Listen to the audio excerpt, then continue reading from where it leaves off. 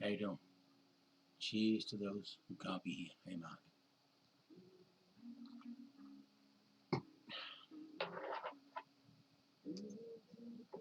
This is not a news conference. It's not a speech. It's not anything.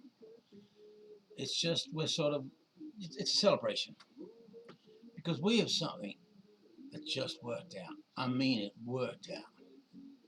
Jamie went through hell unfairly. Did nothing wrong. He did nothing wrong.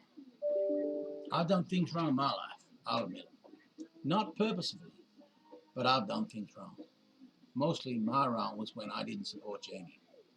Didn't believe in him. I gave up on him just because of what he was aiming to do, what he was saying he was going to do. What he's saying was clearly, it was clearly impossible. Well, it was one. And that's why maybe I think he succeeded. Because everyone, all of us, we all knew it was impossible from the get-go.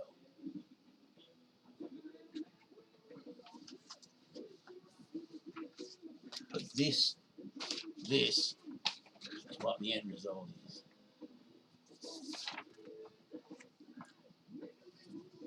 Further redacted documents.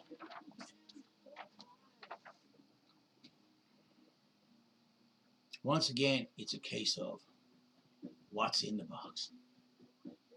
But he did it against all odds, against all the odds. It was evil, it was corrupt, it was dirty cops. It was leakers and liars. And this should never, ever happen to another parent. Ever. He was treated unbelievably unfairly. And you have to understand, we first went through not case, not case, not case. It was all bullshit. So we had a campaign. Little did we know, we were running against some very bad and evil people with faked evidence. With all these horrible, dirty cops that took this evidence and did bad things. They knew all about it. They lied in the courts. They should be ashamed of themselves. And then we ended up winning. We ended up winning on not case, not case, not case. It's a rude awakening, but that crazy guy ended up being the sanest one of all of us. Imagine that. Just for a moment. Imagine that. Now that's courageous. Okay, it's crazy and courageous, all shook up in a Yahtzee cup. But it's some type of courageous. Captain's courageous. Cage's courageous. Who knows? It should have taken one day, as they said. But it's taken 4 years. Eggman and the ruthless sellout testified. That didn't work out so well for the other side now, did it? And right at the beginning, a few people realized Jamie was right. And they managed to stick it out. And we appreciate that very much. It's just fantastic. So make sure and say hello to those good people of Banana Bay who never made it past the fence they was perched atop, where all the other naysayers chose to sit in their self-confident safety in numbers groupthink collectives. I'm sorry about the Eggman, okay? I'm sorry. Now there's one unethically sourced bad egg, hey? Okay, now let's refocus on who we're up against. These mouth-breathing oxygen thieves so puffed up on their own reassurances. I've always said they're lousy litigators, but they do two things. They're vicious and they're mean. Vicious. These people are vicious. Benji, born on a tent, showman, is a vicious, horrible person. Heifer McWin at all costs is a horrible person. Subhuman. And she wanted to impeach Jimmy a long time ago.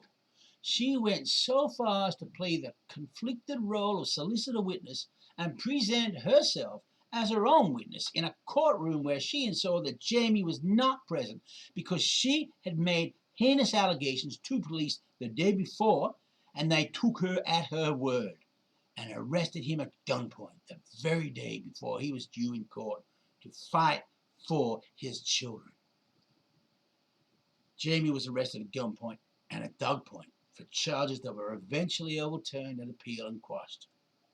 The same charges where these vicious people lied to NRMA and essentially said that Jamie had faked his own burglary while he was in police custody. Now that would be a neat trick, wouldn't it? He may be a lot of things, but no one's called him Houdini before. What? Is he a psychic ninja and a psychic detective as well? I mean, come on. Some people invoke religion as if that gives them credibility. They say they pray for Jamie to see the error of his ways and to turn back from the path he's on. I pray for Jamie, they say. They may pray, but they pray for the opposite. They prey on him, that's for sure. I wonder how they like the taste of Jamie meat now. I bet that leaves a bitter burn.